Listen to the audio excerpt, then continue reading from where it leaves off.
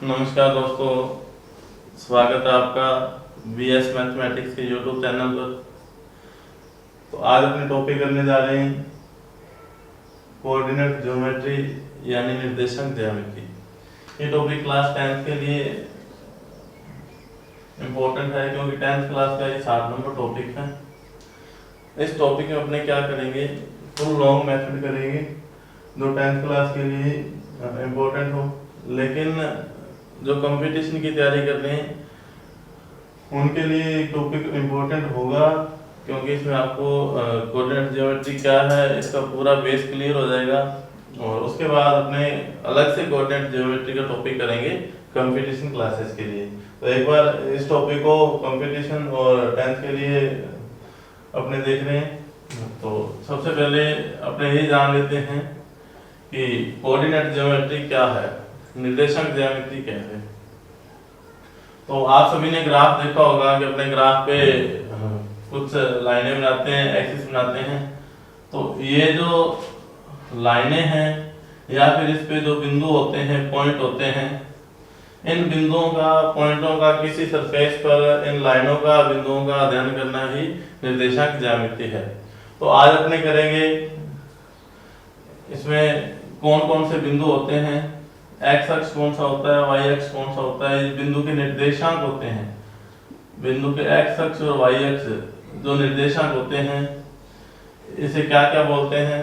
तो इस तरह के क्वेश्चन अपने पुट कर लेता है। जैसे मान लिया बिंदु 0,3 में, निर्देशांक 0,3 में आप कोटि बताइए या फिर भुज बताइए। तो इसमें अपने देखेंगे कि भुज को क्या होता है और कोटि क्या होती है। तो सबसे पहले अपने निर्देशांक देख लेते हैं कि निर्देशांक कैसे बनते हैं। ये एक्स अक्ष है, ये एक्स अक्ष है और ये वाई अक्ष है। एक नेगेटिव एक्स अक्ष आ जाएगा और एक नेगेटिव वाई अक्ष आ जाएगा। अब इस साइड चलेंगे राइट साइड एक्स अक्ष पे, तो जितने भी वैल्यू आएगी सारी पॉजिटिव की आएगी, 1 2 3 4 5 6 7 इस तरीके। और नेगेटिव एक्स अक्ष पे चलेंगे तो वैल्यू नेगेटिव आएगी, -1 -2 -3 -4 और -5 इस तरह से। पॉजिटिव वाई एक्स पे जाएंगे तो +1 2 3 4 और नेगेटिव वाई एक्स पे चलेंगे तो -1 -2 -3 -4। तो ये पूरा अपना सरफेस बन गया। मान लो कोई सरफेस है, इसमें कोई एक बिंदु स्थित है, मान लिया ये बिंदु यहाँ पे स्थित है। तो अपने सबसे पहले क्या देखेंगे कि इसका एक्स अक्ष की ओर जाएंगे तो इसकी वैल्यू कितनी है, 5 है। और वाई अक्ष से इसकी वैल्यू कितनी है, 3। यानी कि जो एक्स अक्ष है इस बिंदु से यहाँ पे 0 होता है, तो ये जो एक्स अक्ष है इस बिंदु से इसकी दूरी कितनी है और वाई अक्ष से इसकी दूरी कितनी है। तो अब देखो एक्स की वैल्यू कितनी है, 5 और यहाँ पे y की वैल्यू कितनी है, 3। तो जो यहाँ पे बिंदु था इसके निर्देशांक क्या बने, 5 और 3 यानी कि 5 3। तो बिंदु 5 3 अपने इसको बोल सकते हैं। अब कोई भी बिंदु है, अपने जब इसको रिप्रेजेंट करेंगे तो पहले वाला जो मान होता है ये x का होता है और बाद वाला ये जो वैल्यू होती है y की होती है। मतलब जो फर्स्ट लिखेंगे, पहले लिखेंगे वो x अक्ष लिखेंगे और जो बाद में लिखेंगे वो क्या लिखेंगे, y अक्ष की वैल्यू लिखेंगे। तो अपना क्या बन जाएगा, वो बिंदु बन जाएगा, निर्देशांक बन जाएगा।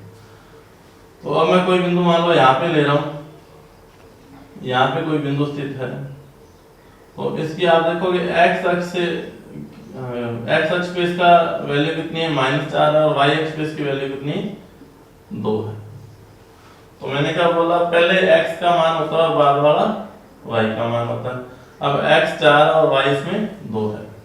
तो बिंदु अपने इस तरीके से देखने हैं कि x y, पहले वाली जो वैल्यू x की है और बाद वाली वैल्यू y की होती है। और x अक्ष जो है, x अक्ष, तो x की वैल्यू को बोलते हैं उस निर्देशांक का, उस बिंदु का भुज। और जो y निर्देशांक है उसको बोलते हैं कोटि। यानी कि मैं ये कह दूं कि बिंदु -4 2 की कोटि क्या है, तो आप क्या बोलोगे, y की जो वैल्यू होती है वो क्या होती है, कोटि होती है, और जो x की वैल्यू है इसका भुज होता है। तो बिंदु -4 2 में इसकी कोटि कितनी है, 2, और इसका भुज क्या है, -4। तो ये बिंदु का हो गया कोटि और भुज। अपने निर्देशक कैसे रिप्रेजेंट करते हैं, जो पहले वैल्यू लिखते हैं वो x की, और जो बाद में वैल्यू लिखते हैं वो y की होती है। तो अपने को x y एक्सिस का पता चल गया कि x अक्ष कौन सा होता है और y अक्ष कौन सा होता है, ठीक है। और बिंदु का अपने को पता चल गया कि बिंदु अपने किस तरह से जो निर्देशांक लिखा जाता है, किसी बिंदु के निर्देशांक लिखे जाते हैं उसमें पहले x की वैल्यू और बाद वाली वैल्यू y की होती है, x भुज होता है और y कोटि होती है। इतनी बात अपने जान ली। अब अपने देखेंगे कि एक तो डायरेक्ट इसी तरह का सवाल पूछ लेता है कि इस बिंदु में जी x की कोटि कितनी है और x का भुज कितना है, इस तरह से सवाल वो पूछ सकता है छोटे सवालों में। तो अब अपने देखेंगे कि इसमें और कौन कौन से सवाल बन सकते हैं इन टॉपिक से। तो आप यहाँ पे ये देखो कि अपने यहाँ पे दोबारा एक ग्राफ बना लेते हैं। ये जो x, ये -x है, x डैश लिखते हैं इसको y, और y डैश ये होता है माइनस। अब अपने ये देख रहे हैं कि अपने जैसे x अक्ष पे चल रहे हैं, x अक्ष पे चल रहे हैं, तो x की वैल्यू तो बढ़ रही है, पहले 1 थी, 2 थी, 3 थी और 4 थी। x अक्ष पर चलेंगे तो x की वैल्यू तो बढ़ेगी, लेकिन जो y है यहाँ पे y अक्ष की वैल्यू क्या रहेगी, 0 रहेगी। तो मैं ये जो बिंदु इसको क्या लिखूंगा, ये बिंदु 4 0 है। इसका मतलब x की वैल्यू 4 है और y की वैल्यू 0 है। इसी तरह से अगर अपने y अक्ष पे चलेंगे, y अक्ष पे चलेंगे तो y की वैल्यू तो बढ़ेगी, लेकिन x की वैल्यू क्या रहेगी, 0 रहेगी। तो इसको मैं क्या लिख सकता हूँ, ये बिंदु कौन सा है, 0 3। ये बिंदु 0 3 है, ये बिंदु 4 0 है। 0 क्यों आया, क्योंकि इसमें x की वैल्यू तो अपने 4 तक चले गए, लेकिन y की वैल्यू बिल्कुल भी नहीं बढ़ी, इसलिए y की वैल्यू 0 है, तो ये बिंदु 4 0। अपने x y अक्ष पे चल रहे हैं तो y की वैल्यू बढ़ रही है, लेकिन x की वैल्यू 0 है। अब अपने क्या पता चला कि इस तरह का कोई सवाल आ जाए, x अक्ष पर किसी बिंदु की कोटि क्या होगी। तो अभी x अक्ष पर पूछ रहा है, तो x अक्ष पर आपको पता है कोटि y को बोलते हैं, और x अक्ष पर y की वैल्यू 0 होती है। तो x अक्ष पर चलेंगे उसकी कोटि 0 होगी, यानी कि y की वैल्यू 0 होगी। ये बिल्कुल बेसिक बातें बता रहा हूँ एक बार आपको, कि ये जो आगे आपके सवाल आएंगे उनमें ये बातें काम आएंगी कि x अक्ष पर कोई बिंदु स्थित है और y अक्ष पर कोई बिंदु स्थित है, तो उनके बीच की दूरी ज्ञात करना है, उनके निर्देशन वगैरह, तो उसमें अपने ये चीजें काम आएंगी। ये डायरेक्ट भी सवाल आ सकता है कि x अक्ष पर कोई बिंदु स्थित है तो उसकी कोटि क्या होगी, कोटि क्या होगी, 0। की कोटि क्या होती है, y की वैल्यू होती है, और y की वैल्यू x अक्ष पर चलेंगे तो 0 आएगी। और मैं ये कह दूं कि जो y अक्ष होता है, y अक्ष पर किसी बिंदु का भुज जो होता है, किसी बिंदु का भुज क्या होगा, तो भुज क्या होता है, x की वैल्यू, तो y अक्ष पर x की वैल्यू क्या होती है, 0। x अक्ष पर चलेंगे तो y की वैल्यू 0 होती है, और y अक्ष पर चलेंगे तो x की वैल्यू 0 होती है। इतनी बातें जानी अपने, भुज क्या होता है, कोटि क्या होती है, बिंदु के निर्देशांक कैसे लिखे जाते हैं, पहले x की वैल्यू बाद में y की वैल्यू, और उसमें प्रश्न मतलब किस तरह से आ सकते हैं, तो ये अपने देख लिया एक बार।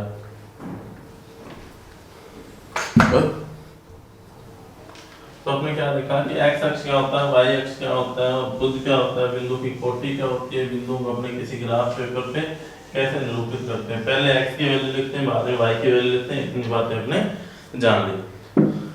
अब अपने क्या देख रहे हैं कि एक आपको 2 बिंदु दिए होते हैं, मान लो एक बिंदु आपको इस क्वाड्रेंट में दे दिया, एक बिंदु आपको यहाँ पे दे दिया, और ये पूछ लेगा कि ये मान लो बिंदु A है और ये बिंदु B है। इन दोनों बिंदुओं के बीच की अपने को दूरी पूछ लेगा कि A और B के बीच की दूरी क्या होगी। देखो दूरी सूत्र मैं यहाँ पे लिख देता हूँ, x2 - x1 का स्क्वायर प्लस y2 - y1 का स्क्वायर, या इसको आप डायरेक्ट ये भी लिखो तो भी कोई दिक्कत नहीं है कि x1 - x2 का square plus y1 minus y2 का स्क्वायर। ये जरूरी नहीं कि पहले x2 आए या पहले x1 आए, हाँ बस x में से x घटाना और y में से y घटाना, इतना ध्यान रखना। x1 पहले लिख रहे हो, x2 लिख रहे हो, अगर x1 लिखोगे x1 माइनस x2 कर देना, या x2 लिखोगे तो x2 माइनस x1 कर देना। तो ये तो दूरी सूत्र है, लेकिन ये सूत्र वास्तव में बना कहाँ से आया, अपने इस बारे में जानेंगे। सूत्र का एक तो रट्टा लगाना होता है, ये अपने इसको समझेंगे कि ये सूत्र कैसे बना, किस तरीके से ये सूत्र आया। तो अपने को यहाँ पे एक बिंदु ले लेते हैं, मान लो ये 1 2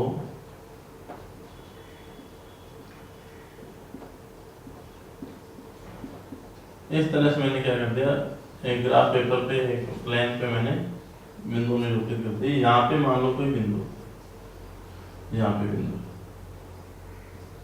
इसके अब यहाँ से दूरी कितनी होगी, जो y अक्ष होगा, y अक्ष के निर्देशांक होगा, यहाँ से y से दूरी कितनी होगी, तो x अक्ष के निर्देशांक होगी। तो ये तो दूरी 4 है, और ये दूरी कितनी है, 2 है, ये वाली, ये 2 है और ये 4 है। अब मान लो यहाँ पे मूल बिंदु है।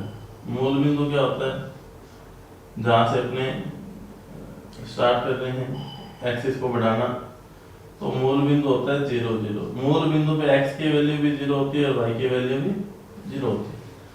तो अपने ये देख रहे हैं कि मूल बिंदु से 4 और 2 के बीच की दूरी कैसे करती है। मूल बिंदु 0 0 है, अपने क्या करते हैं 0 0 से 4 2 के बीच की दूरी ज्ञात करते हैं। इसमें x की वैल्यू 4 है, y की वैल्यू 2,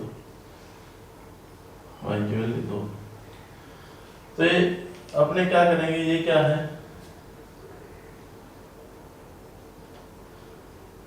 ये एक समकोण त्रिभुज बन रहा है, जिसका ये आधार हो गया, ये लंब हो गया और ये कर्ण हो गया, कर्ण आधार हो। तो एक फॉर्मूला आपके आएगा पाइथागोरस पर में, अपने 6ठी 7वीं 8वीं क्लास से पढ़ते आ रहे हैं कि पाइथागोरस पर में क्या होती है, कर्ण स्क्वायर बराबर आधार स्क्वायर प्लस लंब स्क्वायर होती है। कर्ण स्क्वायर बराबर आधार स्क्वायर प्लस लंब स्क्वायर होती है। तो अपने क्या करेंगे, इसकी दूरी तो निकालनी है, अपने क्या करेंगे a का स्क्वायर कर देंगे। अब आधार स्क्वायर कितना है, ये मैं क्या लिख सकता हूँ, इसकी दूरी कितनी है, ये जो बिंदु है, ये बिंदु है 4 0, यानी कि x की वैल्यू 4 और y की वैल्यू 0। तो इसकी x अक्ष से दूरी 4 है, तो मैं एक बार आधार को 4 का स्क्वायर लिख देता हूँ और लंब को 2 का स्क्वायर लिख देता हूँ। तो कर्ण स्क्वायर बराबर क्या है, 4 का स्क्वायर प्लस 2 का स्क्वायर। अब स्क्वायर हटाएंगे तो क्या लग जाएगा, अंडर रूट लग जाएगा, यानी k की वैल्यू कितनी है, अंडर रूट। अब ये 4 का स्क्वायर और 2 का स्क्वायर नहीं है, इसका मतलब क्या है कि ये जो ये दूरी है, ये बिंदु कौन सा है, x1 y1, और ये बिंदु कौन सा है, x2 y2।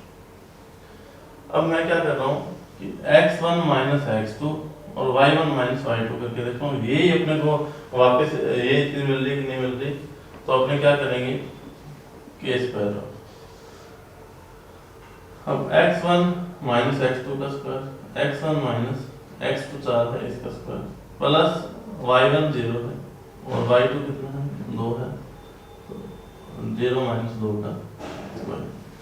तो y की वैल्यू 2 है, x की वैल्यू 4 है, इसलिए अपने क्या करेंगे, x1 और y1 तो 0 है, तो मैं क्या करूँगा 0 माइनस 4 का स्क्वायर प्लस 0 माइनस 2 का स्क्वायर। अब 0 में से 4 घटाएं तो माइनस 4 होती है, इसका स्क्वायर प्लस 0 में से 2 घटाएंगे तो 2। 4 का स्क्वायर 16 और 2 का स्क्वायर 4, यानी कितना आ गया, अंडर रूट 20। तो इस रेखा की दूरी कितनी है, अंडर रूट 20। अगर अपने ये दूरी सूत्र लगाते हैं तो भी, और अगर अपने पाइथागोरस पर में लगाते हैं तो भी कितने दूरी कितनी आ रही है, अंडर रूट 20 दूरियां बराबर आ रही है। इसका मतलब ये जो फॉर्मूला बना अपना कहाँ से बना, इस पाइथागोरस प्रमेय से बना। अब ऐसे ही यहाँ मूल बिंदु नहीं देकर कोई अदर बिंदु दे दिए जाए तो उससे अपने क्या देखेंगे,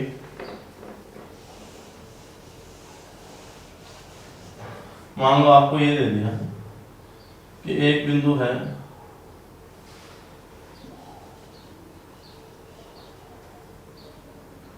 कोई बिंदु यहाँ पे है 4 3, और एक बिंदु आपको दे दिया जी यहाँ पे, ये बिंदु है 2, ये बिंदु 4 3 है और ये बिंदु 2 1। अपने अब इन दो बिंदुओं के बीच की दूरी ज्ञात करके देखते हैं कि दूरी क्या है। तो फॉर्मूला आप एक बार याद कर लेना। फॉर्मूला क्या है, वहाँ पे आपको फॉर्मूला बना के नहीं देखने दे देना परीक्षा में। फॉर्मूला आपको ये हमेशा कंठस्थ होना चाहिए कि x1 - x2 का स्क्वायर प्लस y1 - y2 का स्क्वायर। इसे क्या बोलते हैं, दूरी सूत्र बोलते हैं, यानी कि दो बिंदुओं के बीच की दूरी ज्ञात करने का सूत्र कहा जाता है। अब क्या हुआ, अपने सबसे पहले ये देखेंगे कि मान लो ये बिंदु A है, ये बिंदु B है। A और B आप किसी को भी मान सकते हो, कोई दिक्कत नहीं। अब इस बिंदु के निर्देशांक कितने हैं, 2 1 है, तो मैं ये लिख सकता हूँ x1 की वैल्यू 2 है और y1 की वैल्यू 1 है। उसके बाद वैल्यू देखेंगे x2 की वैल्यू 4 है और y2 की वैल्यू 3 है। तो अपने क्या करेंगे, इनसे दूरी ज्ञात करने की कोशिश करेंगे कि दूरी कैसे। सबसे पहले आपको यहाँ पे वैल्यू चाहे आप लिख लेना, कोई दिक्कत नहीं कि ये x1 है, ये y1 है और ये x2 है और ये y2 है। इस तरीके से आप उन पे लिख सकते हो कि x1 y1 और x2 y2, आपको पता चल जाएगा।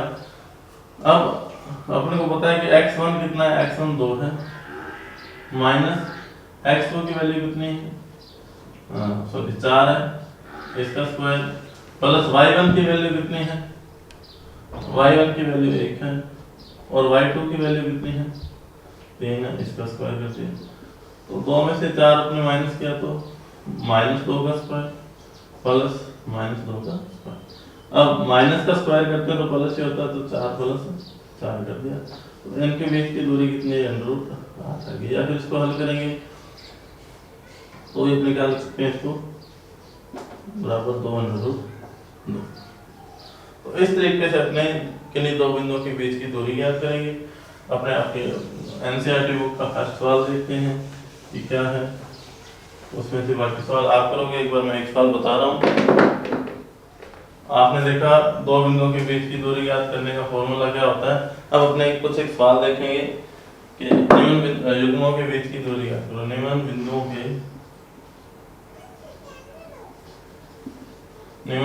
के युग्मों के बीच की दूरी ज्ञात करो। अब अपने को के बीच की दूरी ज्ञात करनी है। अपने क्या दे रखा है, फर्स्ट नंबर सवाल क्या दे रखा है कि बिंदु 2 3 और 4 1 के बीच की दूरी ज्ञात करो। 2 3 और 4 1 दो बिंदु ये दे रखे हैं। दूसरा अपने को ये दे रखा है कि -5 7 और 1 3 के बीच की दूरी ज्ञात करो। -5 7 और 1 3 के बीच की दूरी ज्ञात करो। इसका थर्ड नंबर क्या दे रखा है, ए बी और -a -b के बीच की दूरी है। ए बी और -a -b के बीच की दूरी है। अपने ये देखेंगे कैसे करना है, तो मैं आपको एक इसमें से सवाल बता देता हूँ, बाकी आपको उससे ट्राई करना कि किस तरीके से होंगे। तो अपने सेकंड नंबर सवाल उठा लेते हैं यहाँ से कि बिंदु कौन से हैं। एक है बिंदु -5 7 और 1 3 के बीच की दूरी ज्ञात करनी। तो अपने सबसे पहले क्या करेंगे, ये मान लिया ये बिंदु ये है, ए है, ये बिंदु बी है। तो आपको फॉर्मूला लगा देना है, दूरी ए बी बराबर x1 - x2 का स्क्वायर प्लस y1 - y2 का स्क्वायर। तो अपने आप इसमें जिनको थोड़ा कम समझ में आ रहा है या x1 y1 का नहीं पता चलता, तो डायरेक्ट आप पहले वहां पे जाके इस पे छोटा छोटा इनके नीचे लिख लेना, ये x1 y1 है, ये x2 y2 है। तो आप क्या करोगे, यहाँ से देख देख के वैल्यू पुट करना आसान रहेगा आपके लिए। इससे आप भूलोगे नहीं कि x1 की वैल्यू कितनी है और x2 की वैल्यू कितनी है। तो बाई चांस आपको इन चीजों का पता नहीं लगे तो आप पहले बिंदु पे x1 y1 लिख लेना, दूसरे बिंदु पे x2 y2 इनके नीचे छोटा छोटा लिख सकते हो। तो आपको पता है x1 है तो x1 की वैल्यू कितनी है, -5 और x2 की वैल्यू कितनी है, 1 है, तो माइनस ये आ गया और 1 का स्क्वायर प्लस y1 की वैल्यू कितनी है, अब 7 है, और y2 की वैल्यू कितनी है, 3 है, इसका स्क्वायर। तो अब देखो जब दो संख्याएं माइनस की होती है तो उनमें क्या किया जाता है, घटाया जाता है, जोड़ा जाता है। तो अब दोनों माइनस के 5 और माइनस के 1, मैं कह रहा हूँ माइनस के 5 और माइनस के 1, माइनस माइनस क्या होगा, प्लस होगा, जोड़ देंगे 5 और 1 6, तो माइनस के कितने आ गए 6। जोड़ना है लेकिन जो ये आपका साइन है ये माइनस का ही रहेगा, इसका स्क्वायर प्लस 7 में से 3 घटा दिया तो 4 का स्क्वायर, 6 का स्क्वायर 36 और 4 का स्क्वायर 16। तो माइनस का स्क्वायर करेंगे तो वापस से प्लस हो जाएगा, कोई दिक्कत नहीं है। आपको एक बार यहाँ पे माइनस का लिखना है, ये स्टेप बाय स्टेप करना है सवाल, ताकि एग्जामिनर चेक करे तो उनको लगे कि आप पूरे स्टेप इसमें लिखे हुए। तो स्टेप बाय स्टेप भी आपको सवाल करना है 10th क्लास में। अगर आप कॉम्पिटिशनल एग्जाम दे रहे हो तो डायरेक्ट आपको सबको इनका अंतर दोनों का स्क्वायर करना है और अनरूट कर देना है। अब देखो इन दोनों को जोड़ देंगे 52। अब कई बच्चों की समस्या आती है यहाँ पे, यहाँ तक आपने करके छोड़ दिया, इसके बाद कईयों की भी समस्या है कि इसका अनरूट कैसे निकालें। अब अपने मैं आपको एक छोटा सा तरीका बता रहा हूँ, गुणनखंड विधि द्वारा अनरूट निकालना। तो आपके पास जो भी संख्या है आप उसको लिख लेना, तो इसके गुणनखंड कर देना, सबसे छोटी संख्या से भाग करना, 26 आ गया, फिर आप करोगे 13 आ गया, अब 13 ऐप आता है तो इसमें 13 होगा। अब देखो जब गुणनखंड हो गए, गुणनखंड क्या हुए 2 इंटू 2 इंटू 13। अब जहाँ पे जोड़ा बन जाए ना तो उनमें से एक संख्या को बाहर निकाल दो। ये जोड़ा बन गया 2 2 का, 2 2 बार आ गया तो अपने क्या किया, 2 को एक बार बाहर निकाल दिया और जो सिंगल बचा उसको वापस अनरूट में लिख दो, जिसका आंसर 2 अनरूट 13 हो जाए। इस तरीके से आपको यहाँ पे अगर दिक्कत आए तो आप गुणनखंड विधि द्वारा उनको हल कर सकते हो। इनके जैसे पूरे गुणनखंड करोगे, गुणनखंड करने में जितने भी जोड़े बन रहे हैं, मान लो अब मैंने यहाँ पे लिख दिया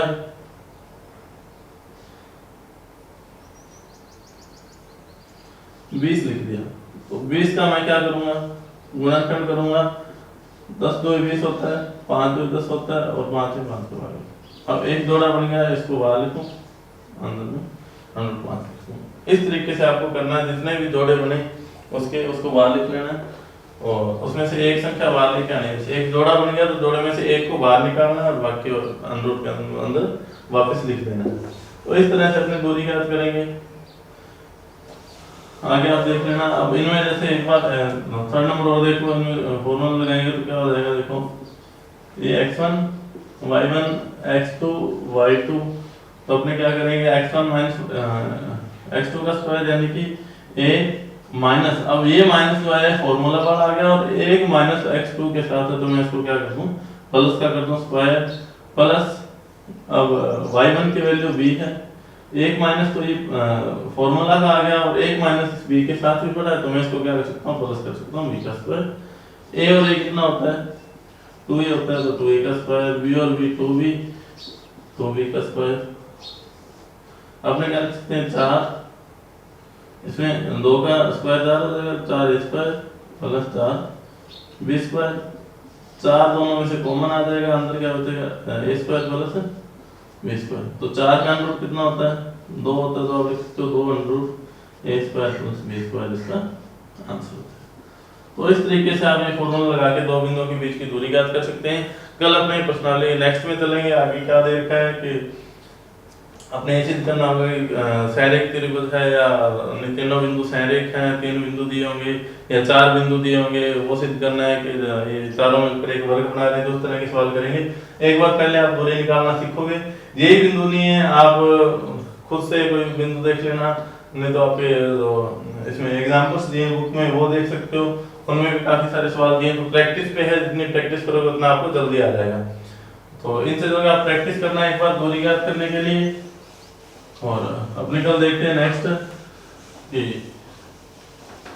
आगे किस किस तरह के सवाल आएंगे और अपने उनको दूरी सूत्र से कैसे कैसे हल करेंगे।